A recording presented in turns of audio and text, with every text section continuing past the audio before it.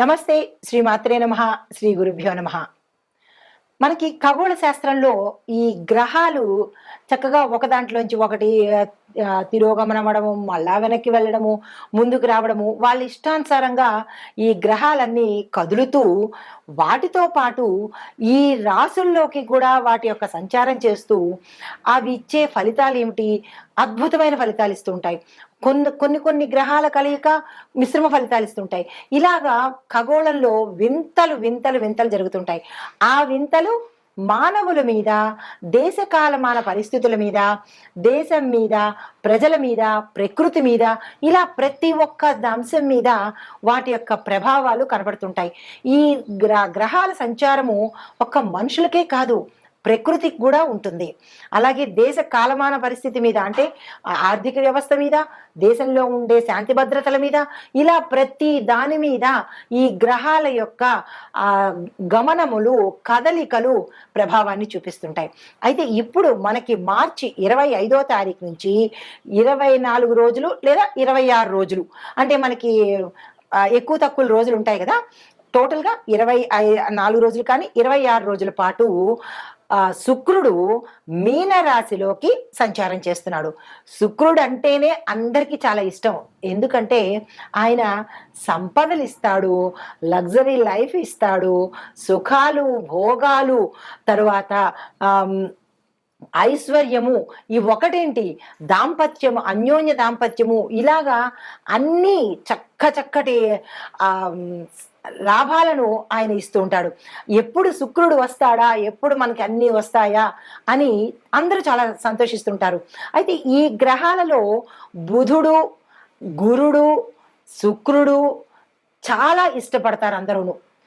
భయపడేది పాపం శనిగ్రహానికి, రవిగ్రహానికి, రాహుకేతులకి భయపడతారు. అంటే ఇది భయపడాల్సిన పని లేదు.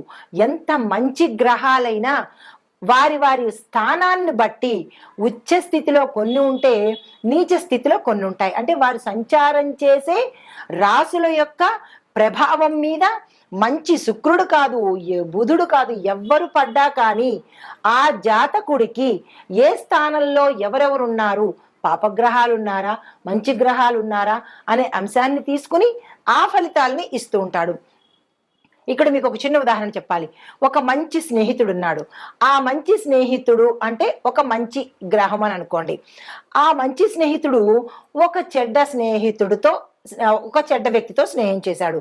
ఆ చెడ్డ స్నేహితుడు ఎవరు అంటే ఒక చెడ్డ గ్రహం అనుకోండి, అంటే పాపగ్రహం అనుకోండి. అప్పుడు ఈ మంచి గ్రహము, అంటే ఈ మంచి మిత్రుడు కూడా ఏమవుతాడు, ఈ చెడు గ్రహము, అంటే ఈ చెడు మిత్రుడి స్నేహం వల్ల అతని మాటలకో, అతని చేష్టలకో అతను ఏం చేస్తాడు, ఇతని ఇన్ఫ్లుయెన్స్ చూపిస్తూ ఉంటాడు. అంటే ఈ మంచి కూడా మారి చెడైపోతుంటాడు. మళ్ళా ఎప్పుడైతే ఈ చెడు ఫ్రెండ్ని వద్దు అని అనుకుని మళ్ళీ మంచి ఫ్రెండ్తో కనుక స్నేహం చేశాడు అనుకోండి, ఈ మంచి వెళ్ళి ఆ మంచి రెండు కలిసి విశేషమైన ఫలితాలు ఇస్తాయి. అంటే ఈ ఉదాహరణ ఎందుకు చెప్పాను అంటే, ఈ గ్రహాలు కూడా చెడు అంటే పాపగ్రహాలతో కలిసినప్పుడు సంపూర్ణమైన ఫలితాన్ని ఇవ్వరు. అది మనిషికి కావచ్చు, దేశానికి కావచ్చు, ఎవరికైనా కావచ్చు. అదే కనుక శుభగ్రహాలతో ఈ గ్రహాలు కలిశాయనుకోండి, అప్పుడు ఏమవుతాయి, 100 అనుకుంటే 1000 అవుతాయి అన్నమాట. అంటే విశేషమైన ఫలితాలను ఇస్తూ ఉంటారు. అయితే అందులో భాగంగా ఈ శుక్రుడు మార్చి 25వ తారీఖు నుంచి ఏప్రిల్ 13వ తారీఖు వరకు 26 రోజుల పాటు మీనరాశిలో తిరోగతి చెంది మళ్ళా అక్కడికే వస్తున్నాడు అనమాట. ఆ కారణంగా ఎలాంటి ఫలితాలు ఉండబోతాయి అంటే అందరూ ఏమనుకుంటున్నారంటే, ఇవి చాలా గోల్డెన్ పీరియడ్ అనమాట. ఈ 26 రోజులు 3 రాశుల వారికి గోల్డెన్ పీరియడ్ అని చెప్పొచ్చు. అంటే మిగతా రాశుల వాళ్ళకి కాదా అంటే, మిగతా రాశుల వాళ్ళకి కూడా గోల్డెన్ పీరియడే. ఎందుకు అవన్నీ నేను క్లియర్గా చెప్తాను కదా. అయితే ఈ 3 రాశుల వాళ్ళకి మాత్రము విశేషమైన బంపర్ ఆఫర్స్ అన్నమాట. సరే, మనం ఇంకా దీనిలోకి వచ్చినట్టయితే కనుక, ఈ శుక్ర సంచారము మనకి మీనరాశిలోంచి తిరోగమన ప్రయాణం అయ్యి మొత్తంగా ఈ 12 రాశుల వారికి ఎలా ఉండబోతోంది, ఏ ఫలితాలు ఇస్తున్నారు, ఏ రంగంలో ఉన్న వాళ్ళకి ఎలాంటి ఫలితాలు ఇస్తున్నారు అనే అంశంలో మనము వెళ్ళిపోదాము.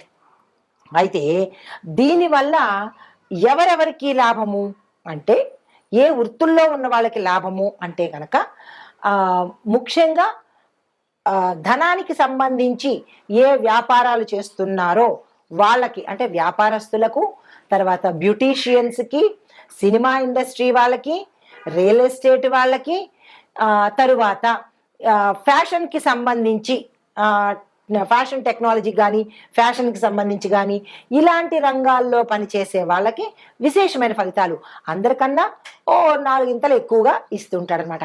అయితే ముందుగా మనం మేషాది ద్వాదశ రాశుల వారికి ఈ అంటే ఈ శుక్రుడు మీనంలోకి వెళ్ళినప్పుడు ఎటువంటి ఫలితాలు ఇస్తున్నాడు అనే అంశంలోకి తొందరగా వెళ్ళిపోదాము. అయితే ఈరోజు మనం చెప్పుకునే కంటెంటు మీనరాశిలోకి శుక్రుడు ప్రవేశిస్తే, అంటే వీనస్ ట్రాన్సిట్ అంటారు దీన్ని. ఇది కనుక ఈ ప్రవేశం జరిగేటప్పటికీ 12 రాశుల వాళ్ళకి వారి యొక్క గ్రహస్థితి ఏమిటి, స్థితిగతులు ఏమిటి, ఎలాంటి ప్రభావాన్ని శుక్రుడు ఇవ్వబోతున్నాడు అనే అంశాలతో మనం చర్చించుకునే ముందు, సాధారణంగా శుక్రుడు మార్చి 25 నుంచి ఏప్రిల్ 13, 14 ఆ సమయం వరకు, అంటే 24 నుంచి 26 రోజుల పాటు కొనసాగుతుంది. ఈ కొనసాగే సమయంలో ఒక్కొక్కళ్ళకి, అంటే విద్యార్థులకు, ఉద్యోగస్తులకు, మనం నిత్యం చెప్పుకునే అన్ని రాశుల వాళ్ళకి ఎలాంటి ఫలితాలు ఇవ్వబోతోంది అనే అంశంలో ముందుగా మేషరాశి వారిని కనుక చూసినట్టయితే వీళ్ళకి ఉండే సమయం ఎప్పుడు అంటే ఏప్రిల్ మొదటి వారంలో ప్రవేశిస్తున్నాడు. ప్రవేశించి సుమారు 24 రోజుల పాటు ఉంటున్నాడు.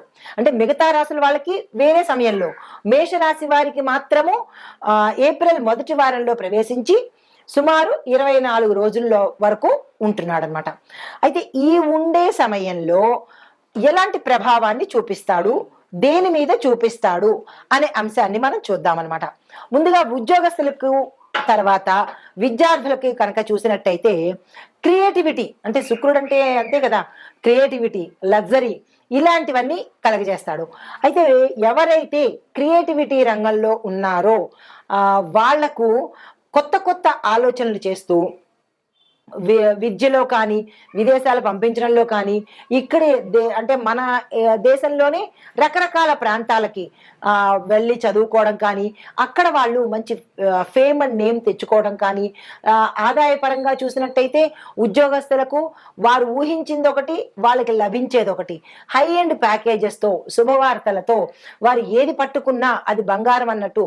It's a golden period. టోటల్గా చెప్పాలంటే ఈ సంచారంలో ప్రతి ఒక్కళ్ళకి గోల్డెన్ ఆపర్చునిటీ అనమాట.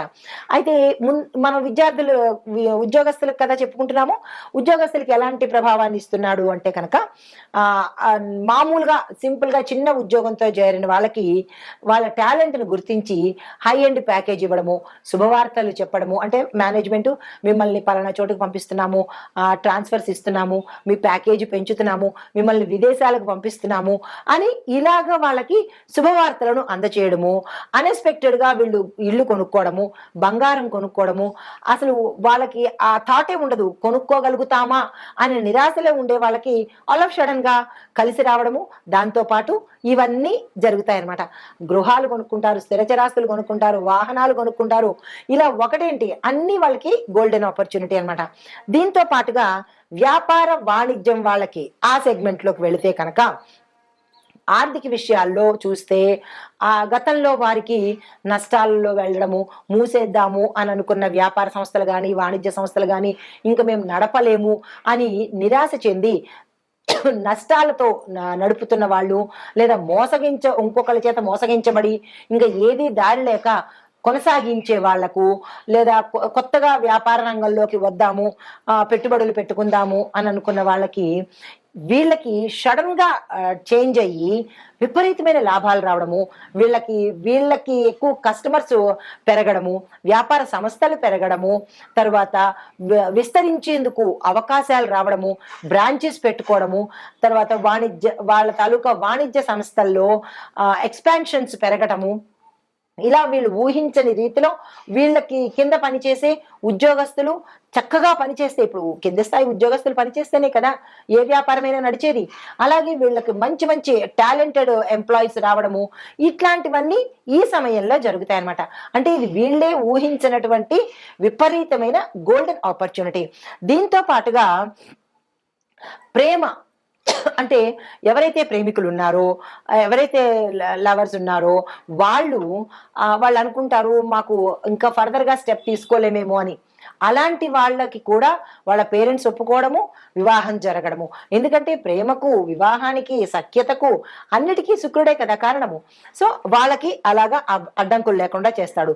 దీంతో పాటు ఎవరైతే సౌందర్యానికి సంబంధించినటువంటి రంగంలో వ్యాపారం చేసిన వాళ్ళు కావచ్చు, ఉద్యోగం చేస్తున్న వాళ్ళు కావచ్చు, వాళ్ళకి మంచి మంచి ప్రాజెక్ట్స్ రావడము, విశేషమైన ఆ లాభాలు రావడము, వాళ్ళ ప్రోడక్ట్ చిన్నదే అయినప్పటికీ దానికి విపరీతమైన అడ్వర్టైజ్మెంట్ రావడము, విపరీతమైన హైప్ రావడము, ఇలాంటివన్నీ జరిగి వాళ్ళకేమో లాభాలు తెచ్చిపెడతాయన్నమాట.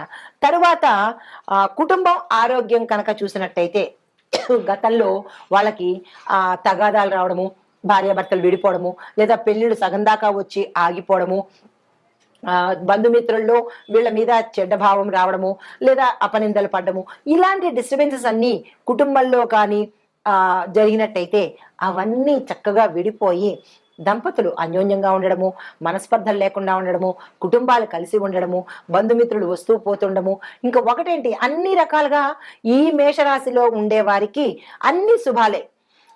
మిత్రులంతా అంటే వీళ్ళ ఫ్రెండ్సే వీళ్ళకి పిలిచి అప్పుడు నన్ను ఇది అడిగారు కదా, మీరు ఈ సహాయం అడిగారు కదా, తీసుకోండి అని ఆఫర్స్ మీద ఆఫర్స్. ఎవరైనా లక్కీగా లాటరీ కొనుక్కున్న వాళ్ళు ఉంటే ఇంకా మరి చెప్పనే అక్కర్లేదు, వాళ్ళకి వీళ్ళ పేరు మీదే లాటరీ వచ్చేటట్టుగా ఇలాగా ఏది కావాలనుకుంటే లగ్జరీ లైఫ్, విలాసవంతమైన జీవితము, సౌకర్యాలు కలిగి ఉండడము, ధనం ఆకస్మికంగా రావడము, ఇలాంటివన్నీ ఈ సమయంలో శుక్రుడు ఇవ్వబోతున్నాడు. ఇంకా ఆరోగ్యం పట్ల కనుక చూసినట్టయితే కనుక కొంచెం శ్రద్ధ పెట్టాలి. ఎందుకు అంటే కనుక ఆరోగ్య ప్రదాత శుక్రుడు కాదు కదా, ఆరోగ్య ప్రదాత రవి అనమాట. అంటే వీరి జాతకంలో రవి ఎక్కడైనా అంటే కొంచెం నీచభంగంగా కలిగి ఉండడం కానీ, లేదా శుక్రుడితో రవి కలిసి ఉండడం కానీ జరిగినట్టయితే కనుక ఆరోగ్యం పట్ల కొంచెం జాగ్రత్తలు తప్పనిసరిగా తీసుకోవాలి. లేదు అంటే కనుక శుక్రుడు మంచి చేస్తున్నాడు, మాకు ఆరోగ్యం ఎందుకు బాగాలేదు అంటే శుక్రుడు ఆరోగ్య ప్రదాత కాబట్టి ఈ విషయంలో మీరు జాగ్రత్తలు తప్పనిసరిగా తీసుకోవాలి. అయితే ఇవి ఈ మేషరాశిలో ఉండే వారికి శుక్రుడు ఇచ్చే విపరీతమైన విశేషమైన ఫలితాలు అన్నమాట. అయితే ఈ శుక్ర సంచారము వ్యవధి 25 రోజులు అని చెప్పుకున్నాం కదా. అయితే ఈ కాల పరిమితిలో ప్రతి రాశిలోనూ ఈయన యొక్క ప్రభావము అమోఘంగా ఉంది, ఎక్కడో 1-2 చోట్ల తప్ప. అయితే ఈ ఓవరాల్ గా ఈ శుక్రుడు ఏమేమి ఇస్తున్నాడు అంటే కనుక ఉత్తేజాన్ని ఇస్తాడు, సృజనాత్మకతను అంటే క్రియేటివిటీని, యాక్టివ్నెస్ని, దాంతోపాటు ఆర్థిక మార్పులు అంటే ధనానికి సంబంధించినటువంటి చేంజెస్ని ఇస్తున్నాడు. తర్వాత వ్యక్తిగతంగా ఎలా ఉంటారు అనేది ఇస్తున్నాడు, కుటుంబ పరంగా ఎలా ఉండబోతోంది, కుటుంబంలో అల్లకల్లోలు ఉంటాయా, సంక్షోభాలు ఉంటాయా, కొన్ని రాసుల వాళ్ళకి మాత్రమే ఇట్లాంటివి ఇస్తున్నాయి కాబట్టి అంటే కుటుంబ పరంగా కూడా ఎట్లాంటి ఫలితాలు ఇస్తున్నాడు అనే అంశంతో ఆరోగ్యంలోనూ అన్ని రంగాల్లోనూ సానుకూలమైన మార్పుల్ని ఇస్తూ కొన్ని రాశులకు మాత్రం జాగ్రత్తలు కూడా చెప్తున్నాడు, కొన్ని రాశులకు ఆటంకాలను కూడా ఇస్తున్నాడు. అంటే ఇది ఈయన ఇచ్చిన ప్రభావం కాదు, మీ యొక్క వ్యక్తిగత జాతకంలో ఈ శుభగ్రహంతో ఏ పాపగ్రహం కలిస్తే ఆ ఫలితాన్ని వస్తుంది కాబట్టి అది మీ జాతకరీత్యా చూసుకోవాల్సిన అంశము. అయితే ఎవరెవరికి ఎక్కువ ఫలితాలు ఇస్తున్నాడు అంటే కళారంగంలో ఉన్న వాళ్ళకి, నాటక రంగంలో ఉన్న వాళ్ళకి, సినిమా మీడియా రంగంలో ఉన్న వాళ్ళకి ముఖ్యంగా శుక్ర ప్రభావము విశేషంగా ఉంటుంది. హై స్థాయికి వెళ్ళిపోతారనమాట. తర్వాత మిగతా రాశుల మిగతా రంగాల్లో ఉన్న వాళ్ళకి కూడా ఇస్తున్నాడు, కానీ ఈ క్రియేటివిటీ ఉన్న రంగంలో ఉన్న వాళ్ళకి మాత్రం విశేషమైన ఫలితాలను ఇస్తున్నాడు. అయితే ఈ విశ్లేషణ ఇప్పుడు మనం చెప్పుకున్న సారాంశము మీ యొక్క జాతక పరిశీలనలో ఈ ప్రభావం శుక్ర సంచారం ఎలా ఉండబోతోంది అనే అంశాన్ని మీరు పరిశీలించుకోండి. ఒకటి ఏ అంశము అంటే శుక్ర సంచారం ప్రభావము మీ యొక్క వ్యక్తిగత జాతకంలో ఎలా ఉంటుంది, ఏ నెలలో వస్తోంది, ఎంత కాలం ఉంటుంది అనే అంశాలను మీ వ్యక్తిగత జాతక పరిశీలనలో తెలుసుకోండి. దీంతో పాటు మీకు సానుకూలమైన ఫలితాలు వస్తున్నాయా లేదా అంటే కనుక ప్రతికూల ఫలితాలు వస్తున్నాయా అనే అంశాన్ని మీ వ్యక్తిగతంగా మీరు పరిశీలన చేసుకోండి. ఇవన్నీ గోచార రీత్యా చెప్పినవే తప్ప, పంచాంగం ప్రకారం చెప్పినవే తప్ప ఎవరి సొంత నిర్ణయాలు కాదు, ఎవరి సొంత అభిప్రాయాలు కూడా కాదు. కాబట్టి ఇది ప్రతి ఒక్కరూ గమనించవలసిన అంశము. నమస్తే.